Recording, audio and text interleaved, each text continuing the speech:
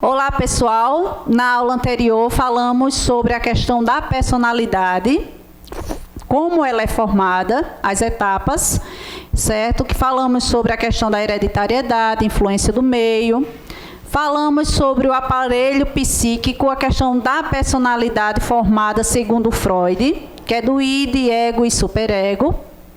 E aí o id fala sobre o desejo, o ego sobre a avaliação desse desejo. E o superego fala sobre desejo, avaliação e ponderação, certo? Característica que a gente vai herdar dos pais. E aí vamos falar agora sobre o fenômeno psicológico. Vem a pergunta, o que é um fenômeno psicológico? São processos cognitivos, que é a nossa reação, que influencia o comportamento a partir da significação dada a determinado pensamento e da percepção sobre uma situação, desencadeando ideias disfuncionais. Ou seja, dependendo da situação, eu vou mudar segundo, as minhas respostas vão ser segundo aquele acontecimento. Podem ser ideias equivocadas ou exageradas, favorecendo as reações emocionais.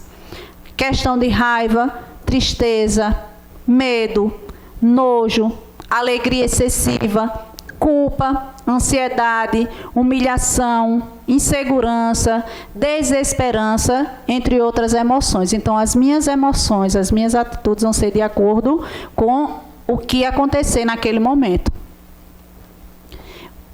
O que é fenômeno psicológico? Que são essas minhas reações, esses processos cognitivos que eu vou ter, a minha mudança de atitudes. Também favorece a ativação de reações fisiológicas, tais como taquicardia, insônia, mãos geladas e trêmulas, sudorese, que é aquele suor excessivo, boca seca, aperto no peito ou no estômago, falta de ar, entre outras reações. Então, são as reações fisiológicas, o meu organismo, de que forma o meu organismo vai responder a determinadas situações, de que forma o meu organismo vai reagir a determinadas situações. Então, são essas reações que eu tenho. O que é que a gente fala muito relacionado a esses fenômenos psicológicos, a esses processos de mudança, de reações que eu vou ter?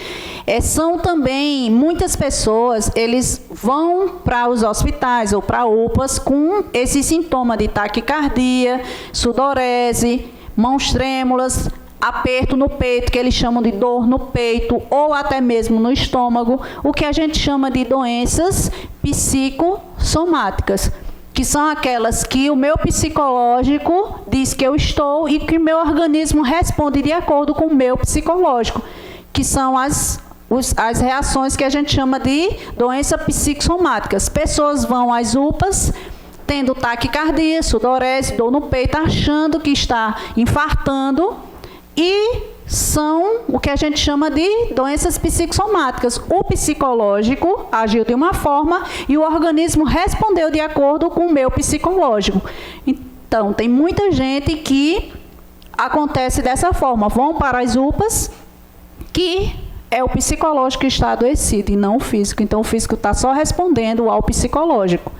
E, além disso, a cognição distorcida da realidade na qualidade do fenômeno psicológico promoverá um comportamento desadaptativo da pessoa. Por exemplo, vai desencadear o alcoolismo, drogadicção, agressividade, impulsividade, compulsão alimentar, que muitos têm. Dependendo da situação, eu começo a comer bastante, entre outros comportamentos desfavoráveis a uma vida com qualidade.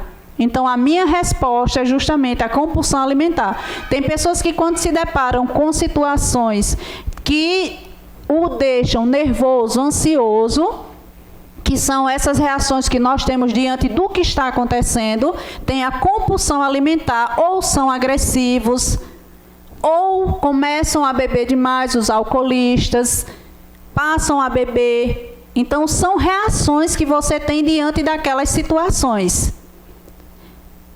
Falando também ainda sobre o fenômeno psicológico, é muito provável que uma pessoa comprometida comum com o fenômeno psicológico estará vivendo transtornos do tipo depressão, ansiedade generalizada, pânico, fobias, que são os medos que você tem, como solução do problema da sua vida. Então, é uma fuga que você tem, uma reação que você tem de ansiedade, de depressão. Muitas vezes o fenômeno psicológico, que são esses processos de reação que nós temos, estão associados a fenômenos psiquiátricos, isto é, insuficiências neuroquímicas do cérebro. Logo, nesta situação se faz necessário o acompanhamento com as duas áreas da saúde. Quando eu falo com as duas áreas da saúde, eu estou falando a questão do psicólogo e a questão do psiquiatra. No caso da psicologia, esta tratará as questões relacionadas à mente, o pensar, o sentir e o agir humano. E a psiquiatria tratará as questões relacionadas ao cérebro para equilibrar com meditação.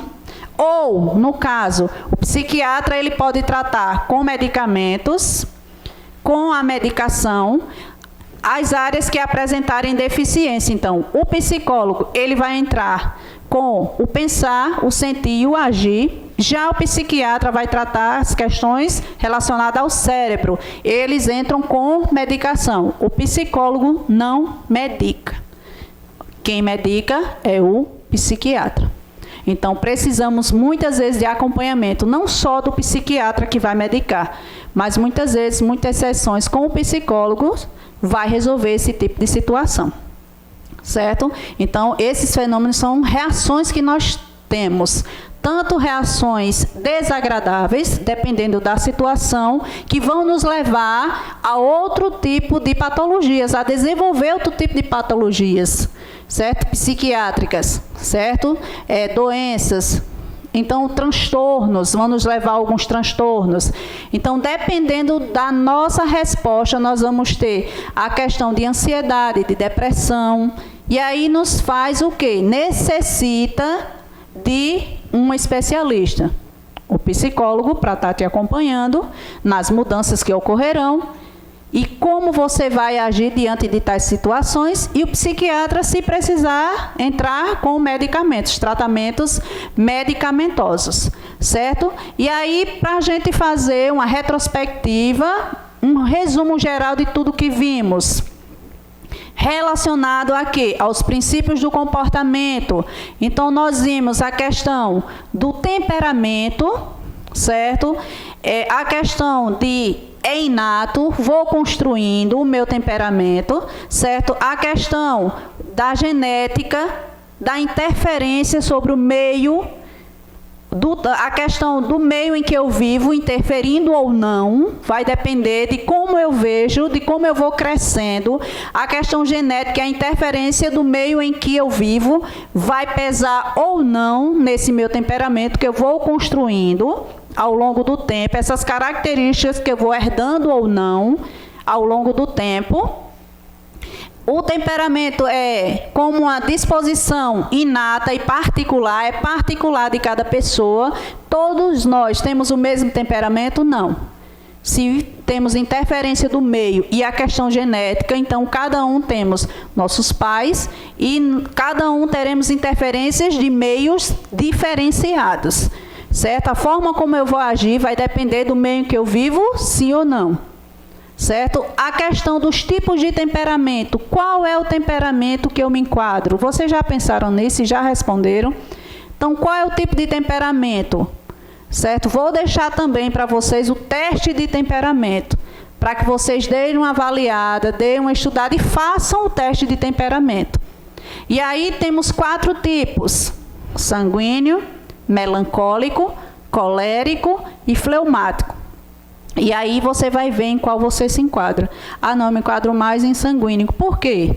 Melancólico, por quê? Colérico, por quê? Fleumático, por quê? E eu vou deixar o teste para que vocês façam e no final me digam a resposta, em qual temperamento vocês se enquadram. Eu vou deixar o material. A questão do caráter. Conjunto de reações e hábitos de comportamento que vão sendo adquiridos também, o caráter vão ser, questões de hábitos e reações que eu vou adquirir ao longo da vida, vou formando, especificando o que? O modo individual também de cada um, o temperamento individual de cada um, caráter também, reações e hábitos que eu vou adquirindo individualmente. Fulano tem caráter... Não, cada um tem o seu tipo de caráter, o seu tipo de personalidade e o seu tipo de temperamento, que foi o que conversamos. Temperamento, caráter e personalidade. De que forma ela de que forma é a minha personalidade. As atitudes, o caráter é formado pelas atitudes habituais das pessoas, o padrão, resposta de várias situações, que é a formulação do meu caráter, o estilo de comportamento, se eu sou tímido ou não, se eu sou agressivo ou não. Tem pessoas que usam da agressividade para se resguardar de coisas que já aconteceram e que você não quer mais sofrer. Então, pessoas que trouxeram a questão da agressividade como resposta para não sofrerem. Pessoas também são tímidas, preferem se resguardar no seu mundo para que não sofram tanto. Então, tanto a questão do agressivo, ele viu na agressividade uma forma de se resguardar, uma forma de poder não sofrer tanto. Da agressividade ser uma forma dele se defender de determinadas situações. Então, usa a agressividade como defesa. Os tímidos usam a forma da timidez para não sofrerem, porque já sofreram ou não, né? Então, eles preferem se resguardar. As atitudes, a questão de postura, fala do meu caráter. A questão da minha movimentação do meu corpo, da minha fala. Então, vai me mostrar a questão do meu caráter, que é justamente as reações e hábitos do meu, relacionado ao meu comportamento. Então, tem coisas que eu digo, fulano é mal educado, é mau caráter, fulano é mau caráter. Porque entrou ou na sala de aula e falou alto, ou dependendo da postura, enfim. Então, você determina ou você qualifica como, não, essa pessoa tem caráter ou essa pessoa é mau caráter. Mas aí você tem que rever ou você tem que entender a pessoa como um todo. Por que determinada pessoa é assim? Por que determinada pessoa é agressiva? Por que determinada pessoa é tímido? O que é que levou a determinadas situações? O que é que levou um amigo de trabalho ou um amigo da escola a ser tímido, a ser agressivo, a usar a agressividade como defesa, a usar a timidez como defesa? Então, depende muito da questão das reações que você vai ter, a construção do seu caráter. E aí, a questão da personalidade, que você é formada por aquelas duas questões que falamos, é formada durante o desenvolvimento psíquico-afetivo, quer dizer, desde a gestação. Então, é formado tanto por duas maneiras, hereditariedade e influência. Duas etapas desse desenvolvimento psicoafetivo. Então, a questão de parecer ou não com meu pai ou com a minha mãe, então, é a questão hereditária, que é o biotipo, a questão da estatura, questão da cor dos olhos, de pele, reflexos musculares, aquilo que o bebê recebe de herança genética dos pais, que falamos de fator hereditário. E o que vai influenciar também a questão do meio em que vive. Aqueles que, por exemplo, o meio vai exercer uma influência porque diz respeito à questão cultural. Então, a cultura tem um papel muito importante na nossa vida, a questão cultural, a questão de crenças, a questão de valores, a questão de moral, os valores que eu tenho, a questão de ética, alguns hábitos familiares. Tem famílias que Natal, festividades, datas comemorativas, Natal tem que estar junto, passagem de ano tem que estar junto, São João tem. Então é questão de hábitos familiares, questão também cultural, que é da nossa cultura nordestina, de passarmos São João, todo mundo junto. E aí, tanto cultural quanto a questão familiar. que são o meio influenciando, né? A questão da moral, a questão da ética que vimos, que é a questão valores. Falamos muito sobre a questão de ética profissional, ética pessoal, como eu devo ser, o meu caráter, meu modo de ser, a minha conduta humana. Então, a ética pesa muito, relacionado à personalidade, é relacionada ao temperamento, a questão do caráter.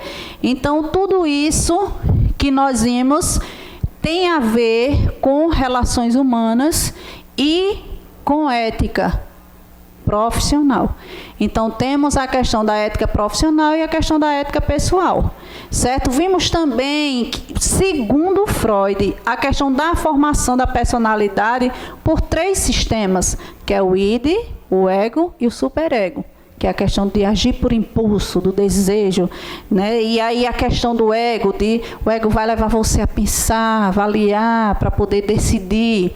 E já o superego são características que você herdou dos seus pais, né? Aí coisas que você trouxe dos seus pais. A questão também de castigos e recompensas que vai impor a criança. Então, cabe a você, se quer mudar, transformar aquela questão da sua personalidade, a questão do seu temperamento, diante de cada situação que você vai viver. Certo? E vimos o id, como a gente já viu antes, desejo.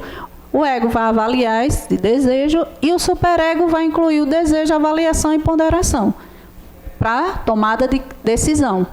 E os fenômenos que nós vimos que são os fenômenos psicológicos, que vão influenciar nas minhas reações. De que forma eu vou reagir a determinadas situações. Certo? As minhas reações emocionais, vou agir com raiva, ou tristeza, medo, ou vou ter nojo de determinadas coisas, alegria excessiva, isso tudo são fenômenos psicológicos, são esses processos de reações do meu comportamento. Então, de que forma eu vou reagir? A partir de determinadas percepções que eu vou ter. As situações que vão desencadear ou tristeza, ou raiva, ou alegria extrema. E aí, a partir de tudo isso aí, de que forma o meu organismo vai responder a determinadas situações. E aí, o que eu chamo também vai incluir o quê? As doenças psicossomáticas, que é aquilo que o meu organismo vai responder. Meu psicológico vai falar que eu estou com determinada coisa, vou taquicardia, sudorese, enfim. O meu psicológico vai determinar e o meu organismo, o meu físico vai responder. Que a gente chama de doenças psicossomáticas, que são as somadas ao psicológicos. Certo? As reações fisiológicas que eu vou ter, como eu já tinha citado, a taquicardia, que é uma delas, a insônia, que é uma delas, sudorese. Então, são processos que vai acontecer, são processos cognitivos, as minhas reações diante de determinada percepção, de cada situação que vai desencadear respostas boas ou respostas ruins, certo? E aguardo vocês para as próximas aulas, que vamos ver sobre relacionamento interpessoal no ambiente de trabalho e vamos ver sobre a questão do desenvolvimento humano, ok? Até a próxima aula.